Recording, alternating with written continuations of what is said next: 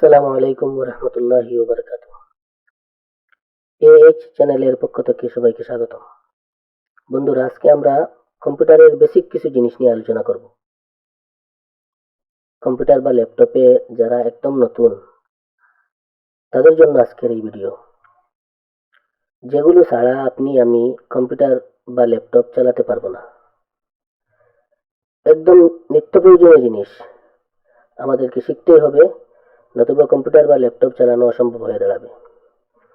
যাই হোক বন্ধুরা, কথা না বাড়িয়ে আমরা শুরু করি। তো প্রথমে আমরা জানতে হবে কিভাবে কম্পিউটার অন করতে হবে এবং কিভাবে কম্পিউটার অফ করতে হবে। যেহেতু এখানে ডেস্কটপের মধ্যে আমি দেখাচ্ছি, সেই হিসাবে যদি ল্যাপটপ হয় তো ল্যাপটপের ক্ষেত্রে ল্যাপটপের উপরে ডান পাশে একটি স্টার্ট বাটন আছে, ওখানে প্রেস করলেই ল্যাপটপ অন হয়ে যায়। আর ডেস্কটপের ক্ষেত্রে ডেস্কটপ অন করতে হলে প্রথমে পাওয়ারের প্লাগটি নিয়ে প্লাগে লাগাতে হবে।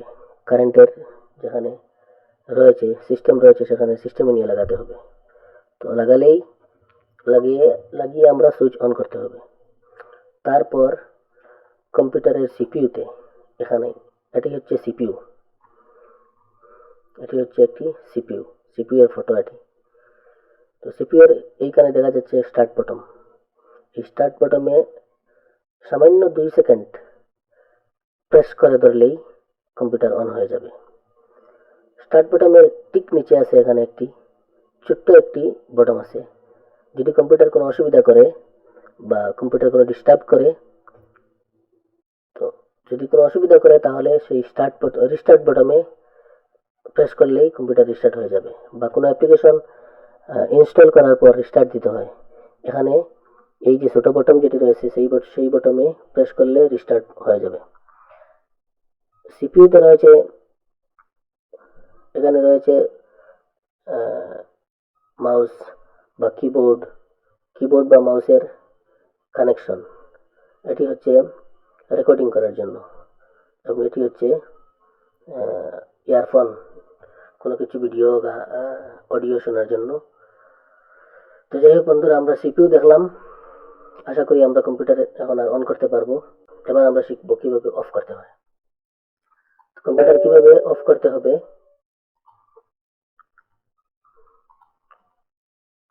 তা আমরা শিখতে হবে। কিভাবে এখন অফ করব? এই যে নিচে একটি বার আছে, সেই বারকে বলা হয় টাস্ক বার। টাস্ক বারের যদি উইন্ডোজ 10 হয়, তো উইন্ডোজ 10 এর বাম পাশে এই যে যেখানে স্টার্ট বাটন রয়েছে, বা কিবোর্ডে একটি স্টার্ট বাটন রয়েছে নিচে, একবারে নিচে, ঠিক ঠিক একবারে নিচে বাম পাশে 2 নম্বর কোটায়। আর ডেস্কটপের এখানে রয়েছে এখানে স্টার্ট বাটন। তো এই স্টার্ট বাটনে যদি আমরা ক্লিক করি, স্টার্ট বাটনে ক্লিক করার পর এখানে দেখা যাচ্ছে পাওয়ারের বাটন, এখানে সেটিং, এখানে পিকচার, এখানে ডকুমেন্ট, ইউজার। তো আমরা যেহেতু কম্পিউটার কিভাবে অফ করব, তো অফ করা শিখতে হলে আমরা এই পাওয়ার বাটনে যেতে হবে। পাওয়ার বাটনে মাউসের লেফট ক্লিক করলাম, দেখুন তিনটি অপশন এসেছে। উপরেরটি আছে স্লিপ, মিডিলেরটি আছে শাটডাউন, আবার নিচে আছে রিস্টার্ট বাটন। তো আমরা কোন মোডে রাখবো? অনেক সময় কিছু সময় কাজ করার পর যদি আপনি মনে করেন যে কম্পিউটারটি অফ করব না, আপাতত স্লিপ মোডে রেখে দিই, অর্থাৎ ঘুমন্ত অবস্থায় থাকবে, কম্পিউটারটা ঘুমন্ত অবস্থায় থাকবে, তার কোনো কাজ করবে না, স্লিপ মোডে থাকবে। যদি স্লিপ মোডে ক্লিক করেন, যদি রিস্টার্টে করেন, তাহলে রিস্টার্টে ক্লিক করলে এই যে দেখা যাচ্ছে রিস্টার্টে ক্লিক করলেই কম্পিউটার অফ হবে না, আবার পুনরায় অন হবে। যেহেতু আমরা কম্পিউটার বা ল্যাপটপ অফ করব, সেই হিসাবে আমরা শাটডাউনে ক্লিক করব। তো শাটডাউনে ক্লিক করার পর অটোমেটিক শাটিং ডাউন দেখাবে, এখানে মিডিলে দেখাবে শাটিং ডাউন, অটোমেটিক শাটডাউন হয়ে যাবে। ঠিক আছে, আমরা কিভাবে কম্পিউটার অন করতে হয় এবং কিভাবে অফ করতে হয় তা জানলাম। এবার আমরা জানবো মাউস সম্পর্কে। মাউস কি? এই যে দেখছেন আপনারা একটা আইকন দৌড়াদৌড়ি করছে, এটা একটি আইকন, এটা মাউসের আইকন। এটি হচ্ছে মাউস। মাউস দিয়ে আমরা ক্লিক করি, সিলেক্ট করি, কোনো কিছু ওপেন করি, কোনো কিছু ক্লোজ করি, কম্পিউটার অন করি, কম্পিউটার অফ করি। তো এখানে কম্পিউটারের মাউস ছাড়া ডেস্কটপ চালানো সম্ভব নয়। ডেস্কটপ চালাতে হলে মাউসের প্রয়োজন, আবার ল্যাপটপ চালাতে হলে মাউসের প্রয়োজন নাই। ল্যাপটপে মাউস ছাড়া ল্যাপটপ চালানো যায়। ঠিক আছে, তো এখন আমরা মাউসের কাজ কি? রাইট ক্লিক করে, দেখুন রাইট ক্লিক করছি, প্রথমে আসছে ভিউজ অপশন, তারপরে আসছে sort by, refresh, undo move, graphic properties, graphics option, new, display setting, personalize. তো বেশি জরুরি যে কয়েকটি আছে সেগুলি নিয়ে আমি আজকে আলোচনা করব। ঠিক আছে, তো প্রথমে আমরা রিফ্রেশ শিখবো। রিফ্রেশ করলে কি হয়? কম্পিউটার স্থির থাকে। কম্পিউটারে কোনো অসুবিধা থাকলে, অসঙ্গতি দেখা দিলে রিফ্রেশ করলে কম্পিউটার স্থির হয়ে যায়। তো কম্পিউটার রিফ্রেশ সময় পেলে কম্পিউটার রিফ্রেশ করবেন। রিফ্রেশ করলে কম্পিউটারটা রিফ্রেশ হয়ে যায়। তো আমরা রিফ্রেশ করে নিলাম। উপরে দেখেন ভিউজ, VIEWS, ভিউজ অপশনের ডান দিকে লার্জ আইকন। আচ্ছা, এটা বলার আগে আরেকটি কথা বলি। এখানে দেখছেন কম্পিউটারের কয়েকটি আইকন আছে, এগুলি হচ্ছে কম্পিউটারের আইকন। আইকন দুই রকমের হতে পারে, একটি হচ্ছে সিস্টেম আইকন। সিস্টেম আইকনটি হচ্ছে এটি, পিসি বা মাই কম্পিউটার লেখা থাকে যেটা, computer C, computer D, computer new volume E, F, G, এটা এক একটি ড্রাইভ। সিতে থাকে কম্পিউটারের মেইন সেটিং, আবার এগুলিতে আমার ডাটা রয়েছে। ডিতে আমার ডাটা আছে, ইতে আছে, জিতে আছে, এফ, তো সবগুলিতে আমার ডাটা আমি রেখেছি। ঠিক আছে, এগুলি হচ্ছে একটি আইকন। আবার এগুলি হচ্ছে ইনস্টল আইকন। এই VSTC আছে, মোবাভি আছে, K7 টোটাল সিকিউরিটি আছে, রিসাইকেল বিন আছে। এগুলি হচ্ছে এক একটি আইকন, সিস্টেম ইনস্টল করা আইকন। আর এগুলি হচ্ছে সিস্টেম আইকন।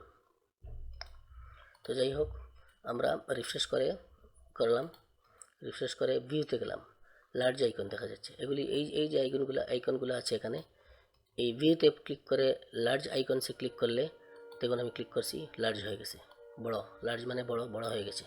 দেখতে পাচ্ছেন আপনারা। যদি আবার ভিউজে ক্লিক করে স্মল আইকন মারি তাহলে স্মল আইকন হয়ে যাবে, সব স্মল হয়ে গেছে দেখুন। আবার যদি ভিউজে অপশনে ক্লিক করে মিডিয়াম আইকনে মারি, সব মিডিয়াম আগের মতো হয়ে যাবে। ঠিক আছে, বুঝতে পারছি আশা করা যায়। অটো অ্যারেঞ্জে ক্লিক করলে অটোমেটিক অ্যারেঞ্জ হয়ে যাবে, এলোমেলো থাকবে না। ওদিকে একটি, ওদিকে একটি, ওদিকে একটি, ওদিকে একটি, এভাবে থাকবে না, সব এলোমেলো থাকবে না, সব কি হবে? অটো অ্যারেঞ্জ হয়ে যাবে। আইকনগুলো সব অটোমেটিক অ্যারেঞ্জ হয়ে থাকবে। ঠিক আছে, আননেসেসারি প্রয়োজন নেই। তারপরে যাচ্ছি 2 নম্বর অপশানে, সর্ট বাই ক্লিক করার পর দেখুন ডান পাশে আসছে 4টি অপশন। একটি আসছে name, size, item types, date, modified. নেমে ক্লিক করলে দেখুন কি হয়। নেমে ক্লিক করলে নেম ওয়াইজ, ওয়ার্ড ওয়াইজ সব একত্রিত হয়ে যায়। সাইজ ওয়াইজ থাকলে ক্লিক করলে সাইজ ওয়াইজ হয়ে যাবে, কোনটি কোন সাইজের সব ঠিক হয়ে গেছে। আইটেম ওয়াইজ যদি ক্লিক করি তখন আইটেম ওয়াইজ হয়ে যাবে এভাবে। আবার ডেট মডিফাইড ওয়াই ক্লিক করলে ডেট মডিফাইড ওয়াইজ হয়ে যাবে। যেমন কিছুক্ষণ আগে এইটি ডাউনলোড করেছি আমি। কিছুক্ষণ আগে আমি আমার মেন ফাইল থেকে এই টেক যেটা আছে এটা আমি কিছুক্ষণ আগে অন্য ফাইল থেকে ডেস্কটপে এনেছি আপনাদেরকে দেখানোর জন্য।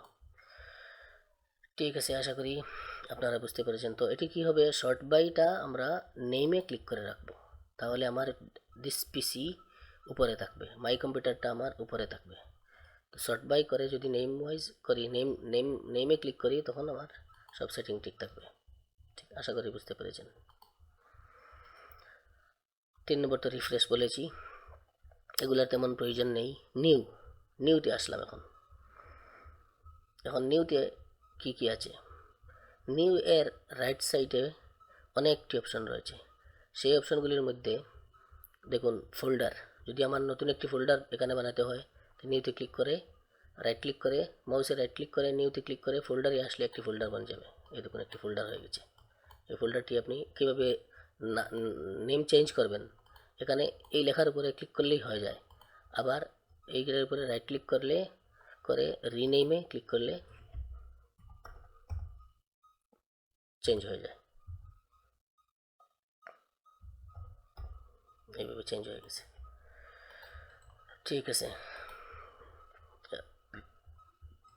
তারপরে দেখি কি আছে, শর্টকাট। এটাতে ক্লিক করলে একটা শর্টকাট ফাইল ডেস্কটপে এসে যাবে। মাইক্রোসফট ওয়ার্ড ডকুমেন্ট, এটাতে ক্লিক করলে একটা মাইক্রোসফট ওয়ার্ড এমএস ওয়ার্ডের একটা ডকুমেন্ট ফাইল এখানে এসে যাবে। দেখুন দেখতে পেরেছেন আপনারা, এখানে নিউ মাইক্রোসফট ওয়ার্ড ডকুমেন্ট এটা এসে গেছে। আবার কি হয় দেখি, পেজ মেকারে যদি করি তাহলে পেজ মেকারভাবে এসে যাবে। আবার নিউতে গিয়ে মাইক্রোসফট পাবলিশার ডকুমেন্টে করলে ডকুমেন্ট হয়ে যাবে, ফটোশপে করলে ফটোশপ হয়ে যাবে, পাওয়ার পয়েন্টে করলে পাওয়ার পয়েন্ট হয়ে যাবে, টেক্সট ডকুমেন্ট যদি করি টেক্সট ডকুমেন্ট হয়ে যাবে। বুঝতে পারছেন? এভাবে মাইক্রোসফট এক্সেল শিট। ঠিক আছে, আশা করি আপনারা নিউ বুঝে গেছেন। এগুলি আমি ডিলিট করে দিই। আচ্ছা, এখন আমি ডিলিট করলাম। ডিলিট করার পর কোথায় গেল? এই যে রিসাইকেল বিন আছে, ডেস্কটপের উপর থেকে যদি কোনো জিনিস আমি কোনো ফাইল বা কোনো সফটওয়্যার বা কোনো ফটো ভিডিও কোনো কিছু যদি আমি ডিলিট করি, তো ডিলিট করার পর কোথায় যাবে? চলে এই রিসাইকেল বিনে চলে যাবে। রিসাইকেল আপনি ওপেন করেন। এই যে এই মাত্র আমি কি করেছি, ওল্ড ব্যাংক, এটা আমি করেছি, ডিলিট করেছিলাম। এই ওল্ড ব্যাংক দেখা যাচ্ছে। এটা আবার আমি কীভাবে ডেস্কটপে নিব? এখান থেকে এভাবে নিলে হবে না। এখান থেকে আপনি রাইট ক্লিক করে রিস্টোর মারলে, রিস্টোরে ক্লিক করলে দেখুন চলে গেছে। ওল্ড ব্যাংক কোথায়? ওই এই যে এই এসে গেছে ওল্ড ব্যাংক। ওল্ড ব্যাংক এখানে এসে গেছে। যেমন এটি আমি ডিলিট করব, KLFP এই ফাইলটি আমি ডিলিট করব। ডিলিট করলাম। ডিলিট করার পর দেখি রিসাইকেল বিনে কোথায় গেল।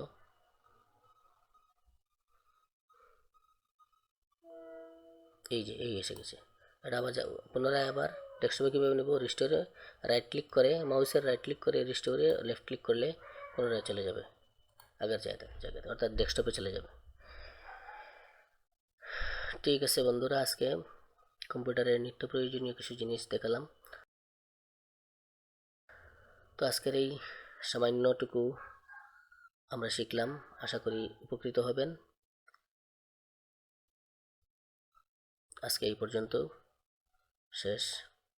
যদি আমার এই ভিডিওটি দেখে আপনাদের ভালো লাগে তাহলে আমার এই ভিডিওটি আমাকে উৎসাহিত করার জন্য আপনারা লাইক করবেন, কমেন্ট করবেন এবং শেয়ার করবেন। সঙ্গে আমার চ্যানেলটিও সাবস্ক্রাইব করে আমাকে উৎসাহিত করবেন। ধন্যবাদ।